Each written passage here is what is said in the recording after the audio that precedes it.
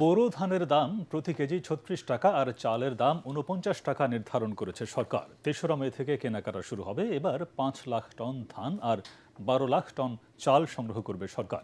সচিবালয়ে বৈঠক শেষে এসব তথ্য জানান খাদ্য পরিকল্পনা ও পরিধারণ কমিটির সভাপতি স্বরাষ্ট্রমন্ত্রী সালাউদ্দিন আহমদ। তিনি বলেন, দেশে খাদ্যশস্যের পর্যাপ্ত মজুদ রয়েছে।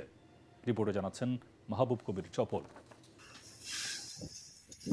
মাঠে বোরো ধানে বাতাসের আবেশ, স্বপ্ন দেখছে বাংলাদেশ।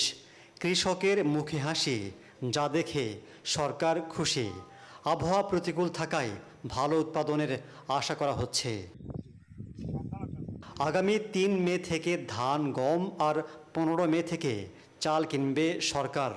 গত মৌসুমের মতো এবারও প্রতি কেজি চাল ৪৯ টাকা, ধান আর গম ৩৬ টাকা কেজি নির্ধারণ করা হয়েছে।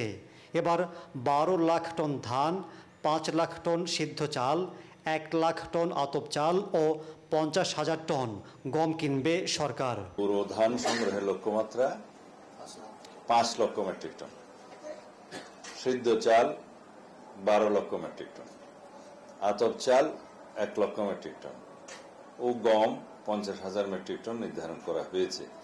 দেশে প্রতি বছর চালের চাহিদা ৩ কোটি ৮০ লাখ টনের মতো, উৎপাদন হয় ৪ কোটি টনের বেশি। তারপরেও বাজারে মাঝে মধ্যেই সংকট দেখা দেয়।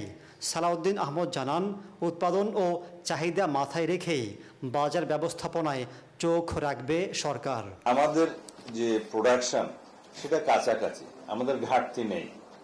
উৎপাদন এই বছর মৌসুম ভালো এবং আমাদের যে আবহাওয়া রিপোর্ট সেই অনুসারে এখনো পর্যন্ত দুর্যোগের কোনো সম্ভাবনা ইনশাআল্লাহ নেই।